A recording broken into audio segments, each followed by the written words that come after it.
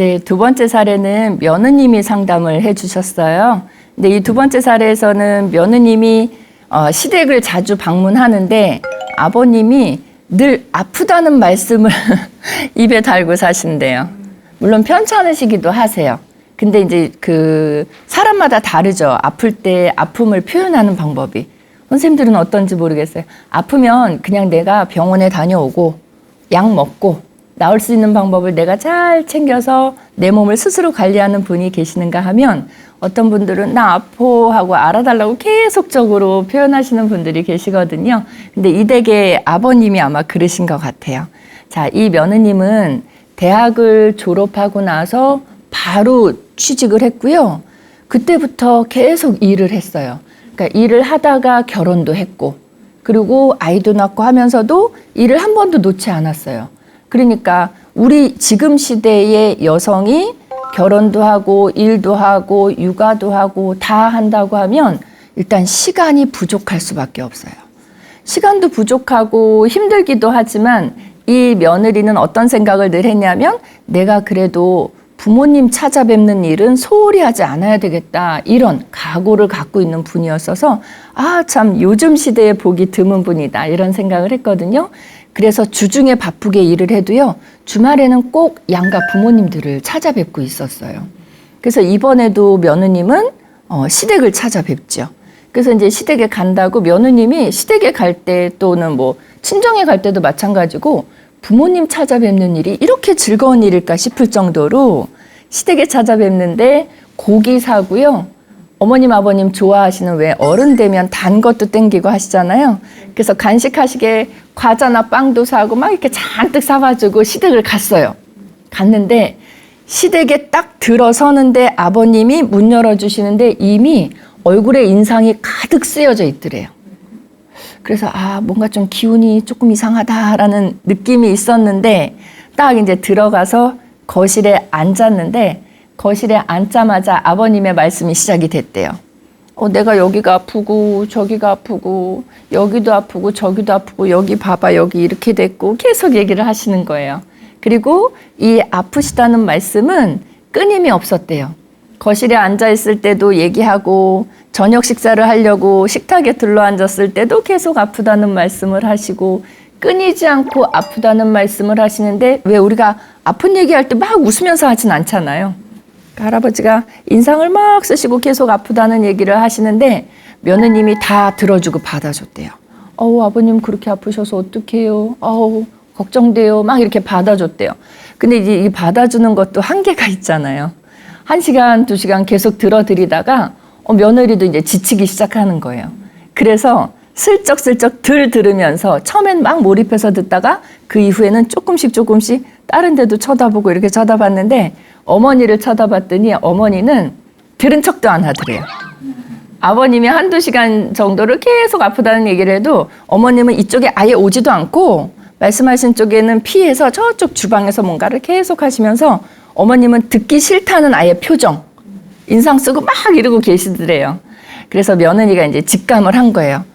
어머님은 이 얘기를 수도 없이 들으셨나 보다 이런 생각을 했어요. 그래도 며느리니까 자식이니까 아버님한테 그렇게 계속 아프다고 하시니까 병원에는 다녀오셨는지 약은 좀 잘 챙겨 드시는지 이렇게 여쭤봤대요. 그랬더니 할아버님이 병원에는 매일 가는데 가봐야 맨날 똑같은 말 했던 말 또 하고 아무 차도가 없어. 낫지도 않아. 똑같아. 계속 아파. 이렇게 얘기를 하시는 거예요. 그러면서 이번에는 할아버님이 저쪽 방으로 며느리 손을 잡고 데리고 가더래요. 그쪽 방은 뭐냐면 이제 두 분이 사시니까 방이 남잖아요. 그래서 한쪽 방에는 거의 물리치료실처럼 해놨더래요. 아버님 이제 어깨가 아프셔서 어깨 이제 집에서 재활하실 수 있는 그런 뭐 기구 같은 거, 물리치료 기구 같은 게 설치되어 있는데 그거를 일일이 다 설명을 해주시면서 내가 하루에 이거를 몇 분씩 몇 회를 하고 이런 얘기를 이제 계속 하시는 거예요. 그래서 앉아서도 얘기하고 서서도 얘기하시고 이제 계속 얘기하니까 며느님이 여러 가지 이제 혼란스러운 생각이 들었고 그래서 이제 식사하시고 그 다음에 이제 집으로 돌아올 때 집으로 오려고 현관에서 신발 신는데 그때까지도 아버님의 아프다는 얘기는 끝나지 않았대요. 근데 이거 어떻게 생각해 보면요. 누군가가 내가 만났을 때 아프다는 얘기만 인상 쓰고 계속한다? 그러면 부모 자식이 아니든 부모 자식이 아니어도 친구 관계여도 아프다는 말만 계속하면 사실 별로 만나고 싶지 않거든요. 근데 이제 자식된 돌이니까 아버님이 현관까지 따라 나오셔서 아프다는 말씀을 계속하니까 며느님이 아버님 그래도 어떻게 해요? 병원 다니셔야죠 하면서 병원비도 드리고 이 아들이랑 며느리가 병원비랑 용돈이랑 이렇게 잘 챙겨드리고 돌아왔대요. 돌아왔는데 돌아와서도 며느리가 마음이 영 편치 않은 거예요. 왜냐 아버지가 계속 아프시다고 하는데 두고 온 거잖아요. 어떻게 보면. 그래서 마음이 계속 불편하신데 어떻게 해야 될까요, 선생님? 저 다음에도 또 가긴 가야 될 텐데 사실 이번에 가서는요. 평소에도 그러시긴 하셨는데 그 얘기 다 들어드리느라고 저 어느 순간에는 머리에 쥐가 나는 줄 알았어요. 이렇게 얘기를 해요. 그런 순간 있죠. 막 너무너무 듣기 싫은 그 상태가 있을 텐데 며느님이 아마 그런 경험을 하셨던 것 같아요. 그래서 선생님 저 이번에 너무 뒤어서요. 다음에 가고 싶지 않은데 그래도 부모님이니까 찾아뵈야 되겠죠? 근데 찾아뵐 생각하면 벌써부터 또 가기 싫고 이거 어떻게 해야 될지 모르겠어요. 라고 상담을 하셨어요. 저는 간접적으로 이야기를 들으면서 간접 경험을 했지만 며느님의 마음이 충분히 이해가 되는 그런 상황이었습니다. 자, 이 댁에서는 뭐가 문제일까 제가 한번 곰곰이 생각을 해봤는데요. 아버님이 일단 아프신 건 기정사실이고요. 거짓말을 하신 거는 아닌데 다른 사람으로부터 관심을 많이 받고 싶어 한다는 그런 느낌이 상당히 많이 들었어요. 그러면 아버님은 어렸을 때부터 사랑이나 애정을 많이 받으면서 살아오셨는가 이 부분이 좀 궁금했는데 며느님의 얘기를 들어봤더니 아버님은 남자 형제분은 없고 왜 아들 낳으려고 딸 많이 낳은 집 있죠. 그래서 아버님은 누님들만 많은 거예요. 누님 있다가 아들이 딱 태어난 거예요. 그런데 문제는 그러면 얼마나 귀하게 자랐겠어요. 그게 이 정상적인 코스인데 부모님이 일찍 돌아가신 거예요. 두 분 다. 그리고 누님들은 이 아버님이 노인이 되어 있으니까 누님들은 벌써 세상 떠나신 분들이 많으신 거예요. 그래서 이 아버님은 어렸을 때부터 부모님의 사랑도 잘 못 받으시고 누님들은 옛날 시대에는 결혼하면 출가 외인이다 이런 얘기도 있었고 해서 애정을 듬뿍 받지 못한 채 좀 외롭게 자라오신 분이 아닌가 하는 그런 생각을 가져봤어요. 그래서 관심 받는 게 지금 필요하신 분이구나라는 생각을 했고요. 그 관심을 이렇게 왜 흠뻑 비에 흠뻑 젖을 만큼 누군가가 충분히 제공해드리면 좋겠는데 지금 할머니랑 두 분이 사시는데 할머니는 그걸 지겨워하시는 입장이니까 그게 안 되시고 제 생각에는 여기서는 지금 찾아뵌 아들과 며느리가 그 역할을 좀 해주셔야 되지 않을까 싶어요. 그래서 제가 조언을 드린 방법은요. 다음번에 아버님 병원 가실 때 지금 늘 혼자 가신다고 하거든요. 그러지 말고 아들이나 며느리가 한번 같이 가드리는 건 어떨까 하는 생각이에요. 어르신들은요. 별거 아닌 것 같지만 병원 갈 때 아니면 뭐 하다못해 휴대폰 바꾸러 갈 때 이럴 때 있죠. 그럴 때 아들이나 딸이나 며느리가 같이 가주면 굉장히 마음 든든해 하시거든요. 근데 더군다나 지금은 아프셔요. 그럼 몸이 아프면 마음이 더 쓸쓸해지는 법이에요. 그래서 어르신이 그런 것 같아요. 그래서 제 생각에는 다음번에 병원 가실 때 아드님 또는 며느님이 함께 가주시도록 말씀드렸어요. 가셔서 아버님의 이런 상황을 아버님도 늘 얘기를 하셨겠지만 의사 선생님한테 아들이나 며느리가 좀 대신 얘기를 한번 해 주시면 더 좋을 것 같다는 생각이 들고 또 혹시는 의사 선생님이 아버님께 얘기를 해 주신 부분을 아버님이 제대로 챙겨 듣지 못하시는 경우들도 있으니까 의사 선생님의 말씀을 아들 며느리가 대신 들어봐 드리는 것도 필요할 것 같고요. 그래서 이런 거 한번 물어보실 거 이렇게 적어가지고 가시면 좋겠는데 아버님이 병원은 계속 다니시는데 차도가 없으시다는 말씀을 하신다. 이게 낫지 않는 병인지 아니면 나을 수 있는 병인지 이런 것도 알아봐 주시고요. 혹시 집에서 우리가 더 노력해야 되는 부분이 어떤 부분이 있는지 이런 것도 좀 물어봐 주시고 찬찬히 챙겨주시면 어떨까 하는 그런 생각을 해봤어요. 그래서 다음번에 병원 같이 가시는 거 말씀드렸고, 또 하나는 제가 이걸 질문 드렸어요. 며느님한테. 다른 형제들도 있다고 하니까 아버님이 다른 아들이나 딸이나 이런 가족들이 방문했을 때도 이렇게 아프다는 말씀을 계속 하시는지 물어봤더니 아니래요. 이 며느리 왔을 때만 얘기한대요. 그 얘기는 자, 대부분은 이런 하소연이라고 하면 나 알아줘, 내 마음 좀 토닥토닥 해줘 라는 이런 하소연은요 주로 어르신들이 딸한테 하거든요. 근데 이 댁은 딸이 아니라 며느리한테 이 얘기를 한다? 그 얘기는 며느리가 그동안 참 얼마나 시댁에 잘해왔는지를 거꾸로 표현해주는, 증명해주는 이야기예요. 그래서 이 댁에서는 며느님이 그동안 잘해오셨지만 앞으로도 그 역할을 조금 챙겨서 해주시면 어떨까 하는 생각을 가져봤습니다. 아버님 같은 경우는요, 어렸을 때부터도 애정에 대해서 늘 조금 결핍된 것 같은 그런 느낌을 받아오셨다고 하니까 며느님이 좀 채워주시고, 조금 아쉬웠던 부분은요, 아버님이 며느님한테는 이런 투덜투덜도 하시고 하소연도 하고 하신다고 하는데 아버님이 뭐라 그럴까, 가정 안에서만 지내시고요, 바깥 활동을 거의 안 하시더라고요. 그러니까 이런 분들 계시죠. 그 아내 되시는 분이 어디 가거나 하면 늘 따라다니시고 본인 주도적으로 뭔가 활동을 안 하시는 분이 보면 누님들 밑에 외동아들이었잖아요. 그러니까 누군가가 이렇게 뭔가를 해주는, 그리고 돌봄을 제공해주고 나는 그 안에 들어있는 그런 생활을 오래 해오셨기 때문에 이 아버님은 본인이 나서서 주도적으로 뭔가를 하시는 성격은 못 되시는 거예요. 그래서 주변에 모임도 없으시고 친구분도 별로 없으시다고 해요. 그러니까 너무 철저하게 외로우시니까 며느리 오는 날만 손꼽아 기다리시는 것 같아요. 그래서 앞으로는 아버님이 동네 친구분이라도 좀 사귀실 수 있도록 며느님이 혼자 모든 걸 아버님 상대로 다 하기보다는 친구분들 만나시는 거, 또 복지관 다니시는 거, 아니면 하다못해 동네에 있는 경로당에 한번 방문해 보시는 거, 이런 곳을 며느님이 모시고 다녀오시면 좀 어떨까 하는 그런 생각도 해봤어요. 제 생각에는 아버님을 만나 뵙진 않았지만 아버님이 좀 굉장히 많이 여성스럽지 않을까 하는 그런 생각도 가져봤고요. 좀 아버님이 외향적이고 활동적이신 분으로 거듭날 수 있도록 좀 도움 드렸으면 좋겠어요. 우선은 치료가 우선일 것 같아요. 아버님이 며느님한테만 아프다는 말씀을 한 게 아니라 병원에 가셔서 의사 선생님 만날 때도 아프다는 말씀을 그대로 아주 이 과하리만큼 하셨기 때문에 병원에서 요새 이렇게 왜 정형외과 같은 데서는 주사를 함부로 놔주지 않거든요.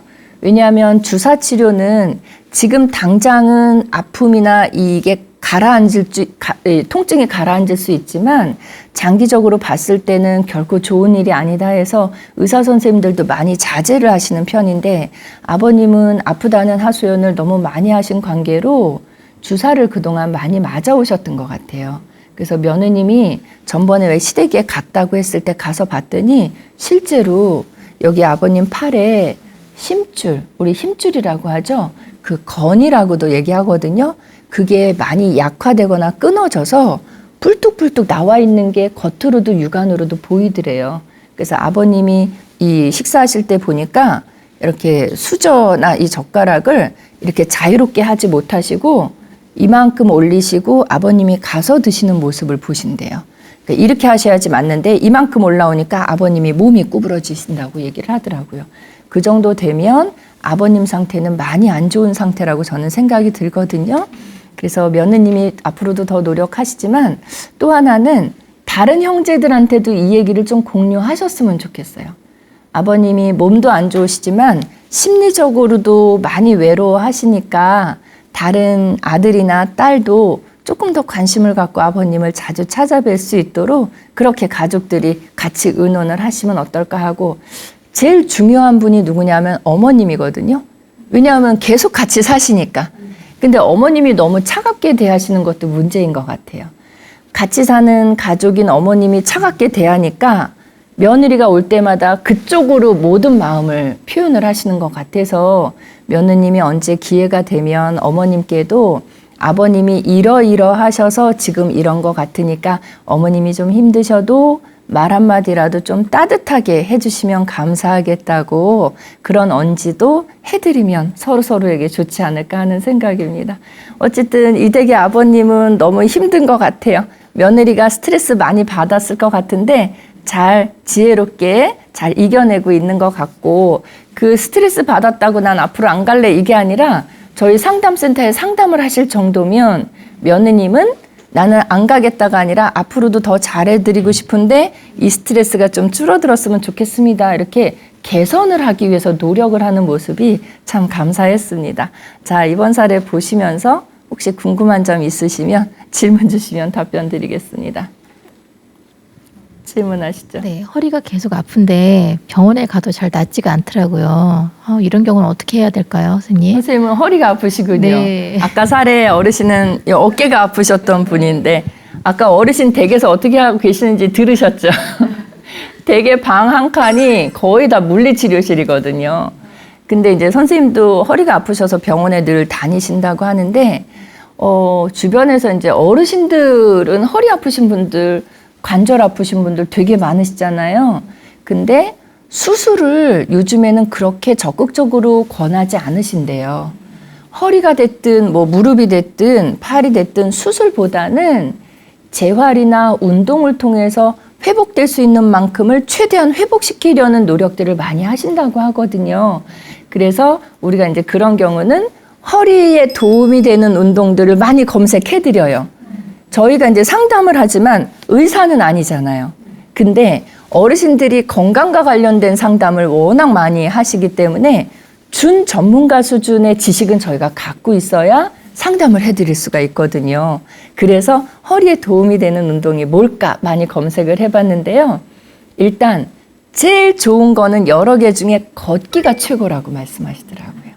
그래서 허리가 어느 정도 아플 때 걷기를 꾸준히 하신다고 하면 그 통증이 가라앉을 수 있다는 말씀을 하시고요. 또 허리가 아프신 게 만약에 우리 디스크라고 얘기하잖아요. 디스크가 있어서 그러신 분들도요. 걷기 운동을 꾸준히 했더니 디스크가 조금씩 흐려져서 내려가서 사라지더라 하는 얘기들도 많이 들을 수 있어요. 그래서 이 걷기는 단순히 무슨 의료적인 치료의 효과도 있겠지만 그거 외에도 이 안에 있는 노폐물들이 빠져나가게 하는 데에도 중요하게 작용을 하고 있어서 많은 의사 선생님들이 어르신들께 걷기, 무리가 없잖아요. 위험하지도 않고. 그래서 걷기 운동을 많이 권해드리고요. 그 다음에 허리 아프시다고 할 때 의사 선생님들이 수영도 많이 권해주세요. 근데 수영 중에서도 왜 영법이 여러 개 있잖아요. 자유형, 평형, 배영, 접영 이렇게 있는데 그 중에서 평형 같은 경우는 허리 안 좋으신 분들한테 그렇게 좋은 운동은 아니래요. 그래서 의사 선생님 말씀이 자유형이나 특히 배영 같은 경우가 허리 아프신 분들한테 좋다고 얘기하고요. 근데 이거는 수영을 할 줄 아는 분들이 해당이 되죠. 그래서 어르신들께는 저희가 허리 아프시다고 할 때 아까 걷기가 좋다고 했잖아요. 그리고 수영이 좋다고 했죠. 그거 접목해서 물속에서 걸으시는 운동 많이 권해드려요. 물속에 들어가셔서 막 수영을 못 하셔도 돼요. 그냥 여기서 저기까지 왔다 갔다 걷는 것만 하셔도 허리에 많이 도움이 된다고 하니까 허리 아프시다고 찜질팩 계속 데워서 집에서 이렇게 깔고 누워 계시는 것만 하지 마시고 제 생각에는 걷기와 물속에서 수영장에 가셔서 자율수영 시간에 걷기 운동, 물속에서 걷든 밖에서 걷든 걷기 운동과 수영을 열심히 하시면 도움이 되지 않을까 싶고 이거는 비의학적인 방법이기 때문에 병원의 진료는 꾸준히 받으시면서 병행을 하시면 조금 더 도움이 될 만한 그런 방법들이었습니다.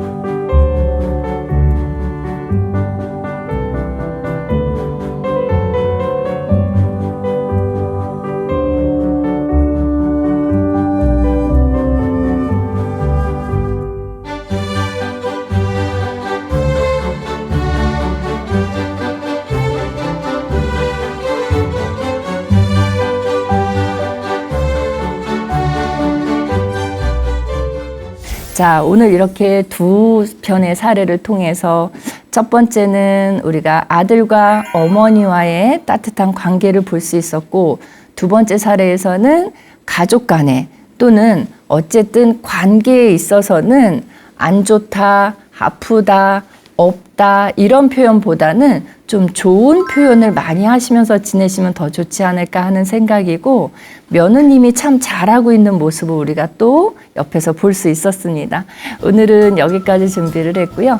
다음 주에는 또 다른 사례를 갖고 찾아뵙겠습니다. 함께 해주셔서 감사합니다.